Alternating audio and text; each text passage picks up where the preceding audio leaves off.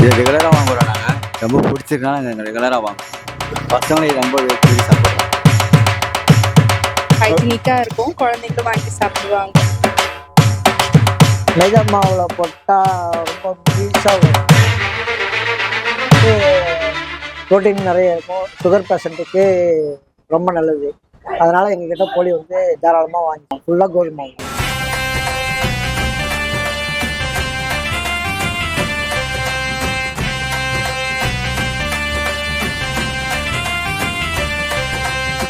Hi hello வணக்கம். இது உங்களோட wheel out to our channel. இப்போ நம்ம எங்கே வந்திருக்கோம்னா ராகவேந்திரா போலி ஸ்டால் தான் வந்திருக்கோம். ஸோ இங்கே வந்து என்ன ஸ்பெஷல்னா போலி தாங்க ஸ்பெஷல். போலியில் வந்து எல்லா வகையான போலி வந்து இங்கே போடுறாங்க. அது மட்டும் இல்லாமல் ஸ்நாக்ஸும் இருக்குமா.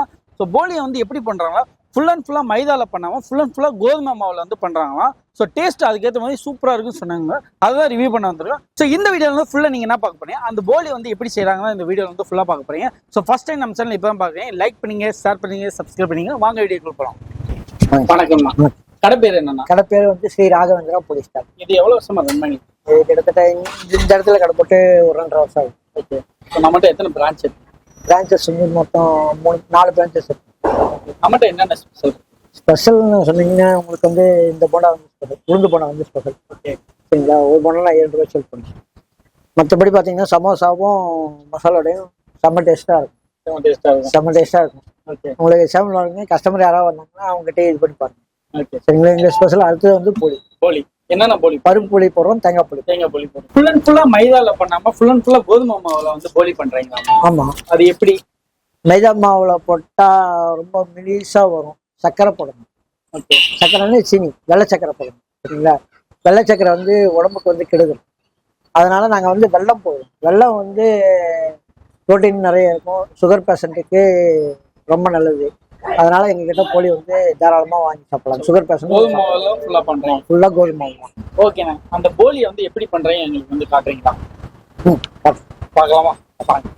வணக்கம்மா. இப்போ நீங்க தான் வந்து அண்ணனுக்கு வந்து போலி செஞ்சு கொடுக்குறீங்க. எவ்வளவு வருஷமா போலி பண்ணிட்டு இருக்கீங்க? ஒரு 20-30 வருஷமா செஞ்சுருக்கோம். ஸோ என்னென்ன போலி எல்லாம் பண்ணிருக்கீங்க? தேங்காய் போலி, பருப்பு போலி, காரப்பொலி செஞ்சிருக்கோம். ஆனா காரப்பொலி கடைக்குள்ள கொடுத்தது எங்க கடைக்கு மட்டும் போட்டிருக்கோம். போட்டு கொடுக்குறீங்க. ஒரு நாளைக்கு எவ்வளவு போலி செய்வீங்க? செய்வோம். ஒரு 100 போலி. 100 போலி செய்வீங்க. போலி மினிமம் 100. மினிமம் 100. மேக்ஸிமம்லாம் தெரியாது. மேக்ஸிமம்லாம் தெரியாது. அந்த போலி எப்படி செய்றீங்கன்னு எங்களுக்கு வந்து காட்டுறீங்களா? பார்க்கலாமா? பார்க்கலாம். வாங்க போலாம். அம்மா இப்போ என்ன பண்ண போறீங்க? நாங்க தேங்காய் போலிக்கு ரெடி பண்றோம். இதோ இப்ப தேங்காய் பூ வந்து 2 கை போட்டிருக்கேன். இப்போ தேங்காய் பூ போட்டிருக்கீங்க. தேங்காய் பூ போட்டிருக்கேன். 4 கை போடுறது. போட்டுட்டு அரைக்கணும். அப்படியே ஏலக்காய் கொஞ்சம். ஏலக்காய் பொடியாமா? ஏலக்காய் பொடி. ஏலக்காய் பொடின்னு போடலாம், ஏலக்காயும் போடலாம்.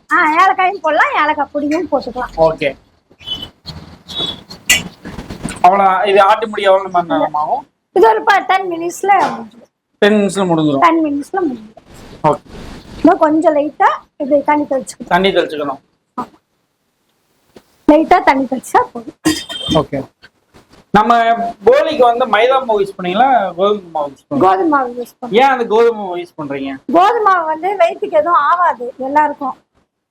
மைதா மாவு அப்படி கிடையாது, போயிட்டு அப்படியே நின்னுக்கும் அது. அதனால இந்த கோதுமை மாவுல செஞ்சோம்னா சூப்பரா இருக்கும். சூப்பரா இருக்கு. எப்பவுமே குழந்தைங்க கூட சாப்பிடலாம். குழந்தைங்க கூட சாப்பிடலாம். குழந்தைங்க சாப்பிட எந்த எஃபெக்டும் வராது. Okay okay. நம்மகிட்ட என்னென்ன போலி விற்கிறீங்க? நாங்க தேங்காய் பொடி மட்டும் தான் போடுறோம். பருப்பு பொடியும் போடலாம். பருப்பு பொடி இதே மாதிரிதான். எப்படின்னா அது வேக வச்சுட்டு இப்போ ஒரு 1/2 கிலோ வேக வச்சுட்டு. என்ன பருப்பு வைப்பீங்க? கடலைப்பருப்பு வேக வச்சுட்டு அதை ஆறுன அப்புறம் 1 கிலோ வெல்லம் போட்டு இதே மாதிரிதான் அரைக்கணும். தேங்காய் பால் அந்த பருப்பு போட்டு அரைக்கணும். பருப்பு போட்டு அரைக்கணும். அரைச்சிட்டு கிண்டுவோம். அதை கிண்டிட்டு அது நல்லா ஆறுன அப்புறம் அதை உருண்டை பிடிச்சி இதே மாதிரிதான் செய்யணும். எப்படி வடசட்டில போட்டு நல்லா இது கிண்டணும். தண்ணி எதுவும் ஊத்தக்கூடாது. அப்படியே சும்மா அப்படியே கிண்டி இது பண்ணணும். ஓகே. கண்டியில தான் எடுக்கணும், கையில எடுக்க கூடாது. கையில எடுத்தா நெசிக்கிடும். நல்லா அழுத்தி வச்சு எடுக்கணும். ஆமா. இப்போ இது வந்து கிரைண்டர்ல தான் ஆட்டுறீங்க. ஆமா. வேற இதுல ஆட்டலாம்? மிக்ஸில எல்லாம் ஆட்ட முடியாது. மிக்ஸில ஆட்ட முடியாது. கிரைண்டர்ல வெல்லம்ன்றதுனால அது போய் ஜாம் ஆயிடும்ல. ஆமா ஆமா ஆமா. இதுனா அப்படி கிடையாது. ஓ, ஒரு 10 நிமிஷம் ஆட்டனோனே அப்படியே எடுத்துருவீங்க. இத இப்படி எடுத்துட்டோம்னா முடிஞ்சு போச்சு. முடிஞ்சு. சூப்பர்மா சூப்பர்மா. அம்மா இப்போ என்ன பண்றீங்க? இப்ப மாவு பிசைறதுக்கு ரெடி பண்ணிட்டு இருக்கேன். இப்போ இதுல ஏதோ ஒரு கப்பு, இது 2 கப்பு கோதுமை மாவு ரைட்டா? கோதுமை மாவு 5. இதுல வந்து ஒரு 60 போலி போடலாம். 60 போலி போடலாம். 60 போலி போடலாம். எவ்வளவு கிலோ இருக்கும்? இது ஒரு 1.5 கிலோ மாவு இருக்கும். 1.5 கிலோ மாவு 60 போலி போடலாம். இப்போ இதுல ஒரு கப்பு போடுறேன். இந்த மாவுல ஒரு கப்பு போடுறேன். அது என்ன மாவு? மைதா மாவு. மைதா மாவு ஒரு கப்பு போடுறேன். ஏன்னா மைதா மாவு ஒரு கப் போடுவீங்க. பசவு குடுக்கறதுக்காக அந்த மாவு போடுறது. மாவு வந்து ஒரு 8 கப்பு போட்டிருக்கேன். ஓகேம்மா. டால்டாவை இதை ஊத்திட்டேன். காய்ச்சி ஊத்திரீங்க. இது வந்து 50 கிராம். ஆமா, சூடு பண்ணி ஊத்துனாதான் அந்த டால்டா உருகி இருக்கும். ஓகே. அதனால ஒரு 50 கிராம் டால்டா போட்டிருக்கேன். ஓகே. இப்போ எண்ணெய் ஊத்தலாமாம்மா? எண்ணெயும் ஊத்த இல்ல. எண்ணெய் டால்டா இல்ல அப்படின்னா எண்ணெயும் ஊத்தலாம். இது எண்ணெய் வந்து ஒரு கண்டி ஊத்திக்கணும். ஓகே. ஒரு பெரிய கரண்டில ஒரு கண்டி எண்ணெய் ஊத்தணும்.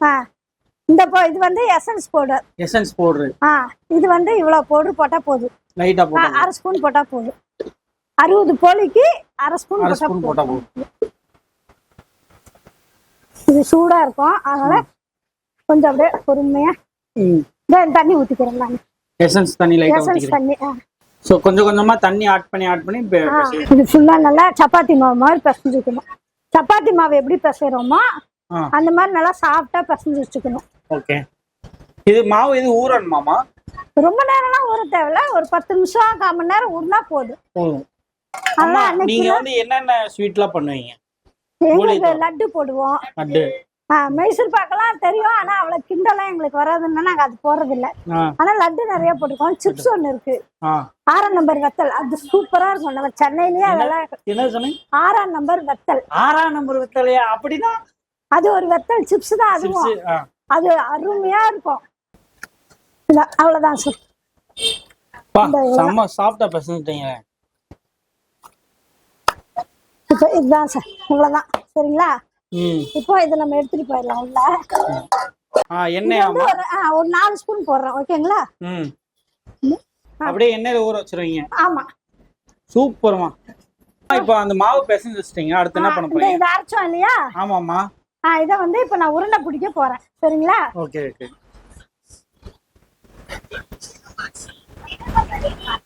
இப்போ இவ்வளவு தண்ணி தொட்டுட்டா லைட்டா இந்த பிசு பிசு ஒட்டாது. லைட்டா தண்ணி தொட்டு ஒட்டாது. இப்போ இந்த சைஸ் உருண்டை பிடிச்சுக்கணும். இதோ இந்த சைஸ்ல உருண்டை பிடிச்சுக்கணும்.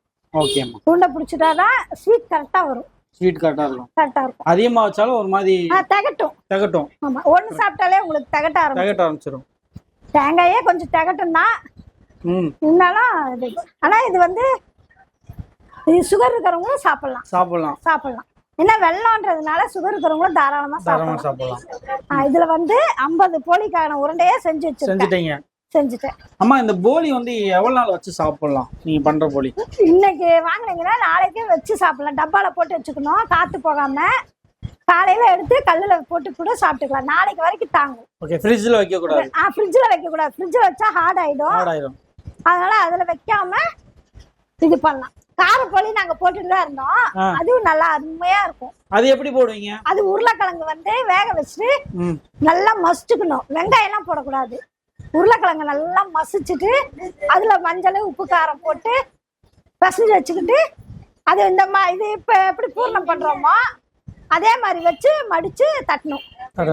ஆனா அது வந்து சூடா சாப்பிட்டா மட்டும்தான் நல்லா இருக்கும் காரப்போலி. இல்லன்னா நல்லா இருக்காது. நல்லா இப்ப பாத்தீங்களா ஃப்ரெஷ்ஷா அந்த மாவு. ஆமா, ஊறிடுச்சு. ஊறிச்சா? இப்போ நம்ம என்ன பண்ணோம், உருண்டை பண்ணி இதோ இந்த சைஸ்ல இந்த சைஸ்ல உருண்டை செஞ்சுக்கணும். இந்த சைஸ்ல உருண்டை பண்ணிட்டு இந்த சைஸ் போதும். ஒரு கைப்பிடி. அது அந்த முட்டை கணக்கு வரும்ல, அந்த கணக்கு. இந்த சைஸ் பண்ணா போதும். இது பண்ணிக்கிறோம், தடவிக்கிறோம் தட்டுல. ஏன்னா ஒட்டாம வரணும் இல்லையா? அதனால இதோ இப்படி தட்டிட்டு இதை இப்படி பண்ணி இப்படி வச்சுக்கணும். இதோ இப்படி மூடிடணும். நல்லா மூடிட்டு இப்படி வச்சிடணும்.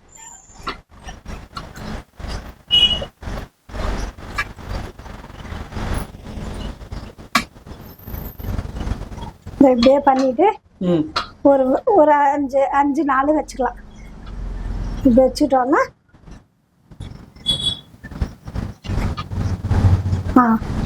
இப்படி நல்லா தடவிக்கணும். எண்ணெயை தடவிக்கிட்டு இதை இப்படி வச்சுட்டு இதை இப்படி எண்ணெயை தொட்டுக்கணும். ம் தொட்டுட்டு இப்படி கையிலேயே தட்டி ஆமா கையிலேயே தட்டிக்கணும்.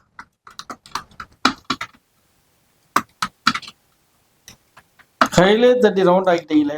வந்துச்சா பாருங்க. இதை இப்படியே எடுத்துடணும். எடுத்து இப்படி போட்டா முடிஞ்சு போச்சு. முடிஞ்சு அவ்வளோதான். மறுபடியும் எண்ணெய் தட்டிட்டு அப்படியே தட்டுறோம்.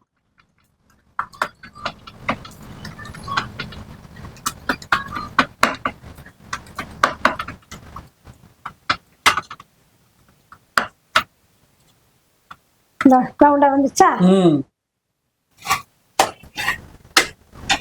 இப்ப எப்படி நல்லா ப்ரௌனா வருது பாருங்க. அந்த ப்ரௌன் விட்டா இந்த ப்ரௌன் நல்லா வருது. கல்லு நல்லா காஞ்சிருக்கு. எப்பயுமே நல்லா கல்ல காய விட்டுருவோம். ஆமா, நல்லா கல்லு காஞ்சதுன்னா இப்படி நல்லா ப்ரௌனியா வரும். இப்படி ப்ரௌனா வந்தது நல்லா குழந்தைங்களுக்கு நல்லா பிடிக்கும். ஆமா, மொத்தமா ஆர்டர் பண்ணாலும் நீங்க செஞ்சு கொடுப்போம். ஓகே.